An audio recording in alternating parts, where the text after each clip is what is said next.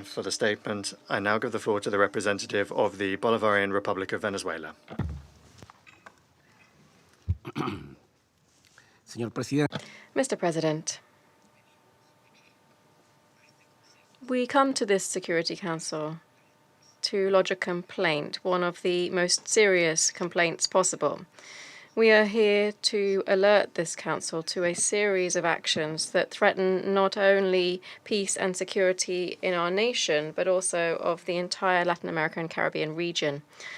Mr. President, for years, the government of the United States has been conducting a propaganda and disinformation campaign against our country. At present, it is undertaking an escalating deployment of military forces mere miles from Venezuelan coasts. The military escalation involves the offensive mobilization of more than 10,000 troops, combat aircraft, missile destroyers and cruisers, assault troops, assets used in special operations and in covert missions, and even a nuclear submarine.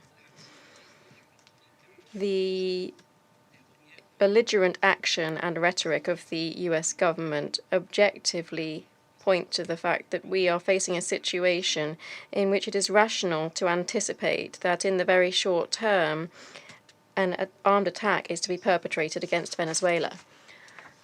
That's why we're here, because this Security Council has the necessary means to prevent further worsening of the situation. We are here to avert the commission of an international crime. The Charter of the United Nations provides all of us here in this chamber with the means needed not only to confirm the existence of a threat, but also to be able to preserve regional and international peace and security. Should this body possess the political will to fulfill its mandate, it can use these means. The world is watching you today. Let's not betray those of us who placed our trust in the Security Council, because those of us who signed up to the UN Charter. President, the United States narrative has feet of clay. It bears no relation to reality. And indeed, since January this year, this government has sought to convince the world that Venezuelans right now, today, are carrying out an invasion on the territory of this country, that the presence of Venezuelans due to their nationality alone is contrary to U.S. security and that they are all terrorists. This is the criminalization of the entire Venezuelan people. Through this disinformation campaign, the United States government is attacking Venezuelans within and outside U.S. territory. It considers them a threat, foreign enemies, and just a few days ago it declared that it was in the midst of an alleged non-international armed conflict with the sole aim of having carte blanche to wage war against Venezuela. All of this has been reaffirmed with impunity by the U.S. government without a shred of evidence. Peace in the region is in grave danger on the basis of a fiction promoted by a warmongering government eager to attack an entire nation and its people. Mr. President, today we are all seeing the first tragic consequences of this reality that our region is facing. The United States government has recognized that thousands of kilometers from its own coasts, it has bombed 4 small vessels in the Caribbean, killing 21 unarmed civilians, which never posed any threat to national security. The United States government conceals its crimes under the guise of self-defense. In so doing, it murders civilians without providing information as to their identity, without proving the nature of the cargo aboard the vessels, and without providing any evidence on the imminent nature of an armed attack against U.S. forces. This is not self-defense. These are extrajudicial killings. There is a killer roaming in the Caribbean, one that is seeking excuses to manufacture a conflict, to attack, to manipulate the principle of self-defense, and he wants to kill more. There are procedures established around the world to combat drugs without killing the suspects. The United States is the only government that proclaims the principle shoot first and check later. Who could believe that this large-scale military escalation in the Caribbean is truly aimed at combating drugs trafficking? The truth is that the United States government, as has been confirmed by international media, has already issued a secret order to authorize the use of military force in foreign territory with the pretext of a false war against drugs trafficking. At the same time, the CIA has also been authorized to conduct clandestine operations across Latin America and the Caribbean. All points to a new hour of aggression in our region. President, the conflict doesn't exist. It is being manufactured by the United States, and the reason is as follows. While it is true that this country is facing a tragedy created by drug addiction, which is very regrettable, and one on which we stand ready to cooperate to address this grave public health situation, there is another dangerous addiction that remains unspoken here. This is the addiction to oil. The United States is desperate to control all of the sources of oil around the world, and it believes that Venezuelan oil belongs to it. Its desperate addiction, therefore, leads it to violate all norms of international law. We've seen this in Iraq, in Syria, in Libya, and in Afghanistan. But now is the time to prevent a new war, a war on Venezuela. If Venezuela did not have oil, the imminent military threat would not exist. The plan is clear.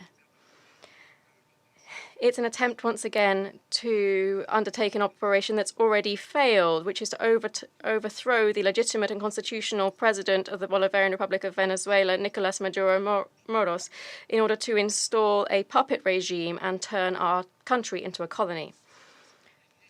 Without presenting any evidence, the government of the United States is appointing itself both judge and executioner against an entire people. International law, however, also applies to the United States. It isn't an exceptional country.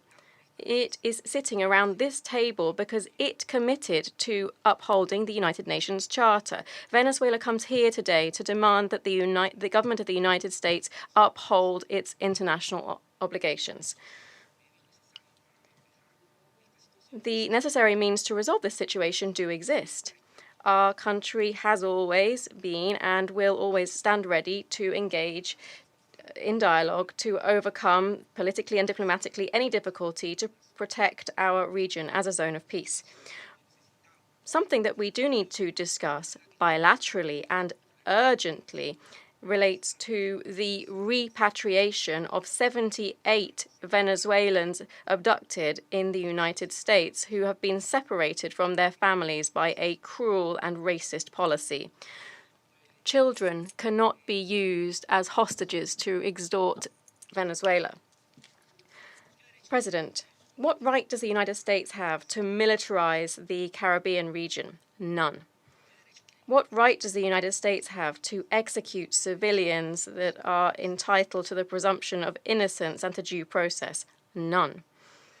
What right does the United States have to terrorize and deprive humble fishers from their livelihoods around the Caribbean region? None. The United States believes that the Caribbean belongs to it because for more than 100 years, it has been applying the voracious Monroe Doctrine, which is no more than a relic of colonialism.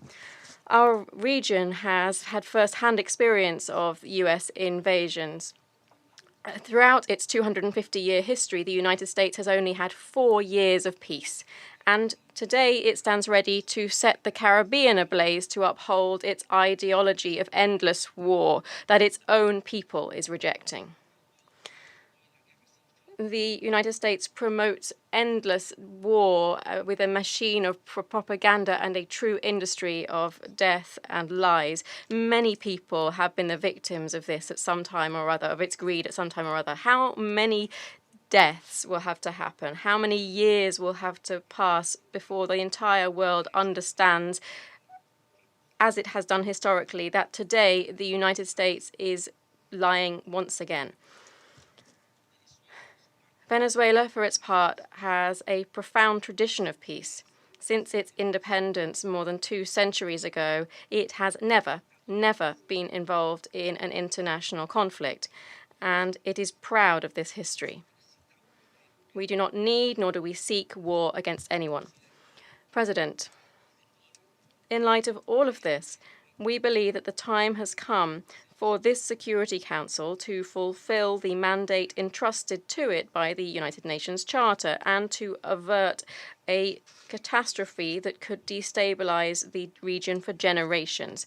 Therefore, we propose the following 3 specific measures to this Council. Firstly, that the Council determine the existence of a threat to international peace and security due to the current military escalation by the United States in the Caribbean. Second, that the Council adopt the necessary measures to avoid the situation on the ground worsening further. And third, that the Council adopt a resolution in which all of its members, including the United States, commit to respecting the sovereignty, independence, and territorial integrity of the Bolivarian Republic of Venezuela. We are just asking for compliance with the Charter of the United Nations that we all committed to in this Security Council. Taking these measures would be a guarantee to immediately diffuse the threat in our region. We all need peace, including the United States. President, before concluding, allow me to address a few words to our people who at this time are living in perfect peace, united and mobilized in the face of the dangers confronting our homeland. At this critical juncture for our history, all Venezuelans remember our grandparents, our great-grandparents, and all of those who fought to maintain a country in peace with prosperity and, above all, with dignity.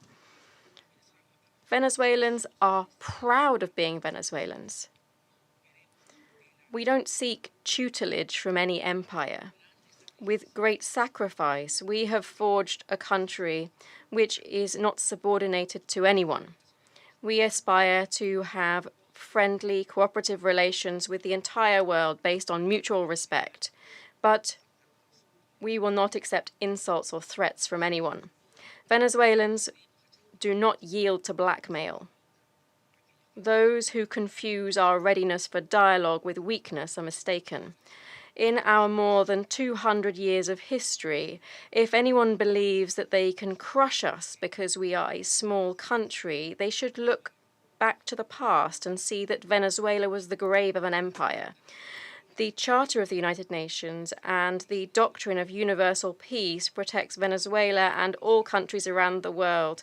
As guaranteed by Article 51 of the Charter, if Venezuela is attacked, it will then exercise its legitimate right to self-defense. We respect the United States. We respect its people who desire peace.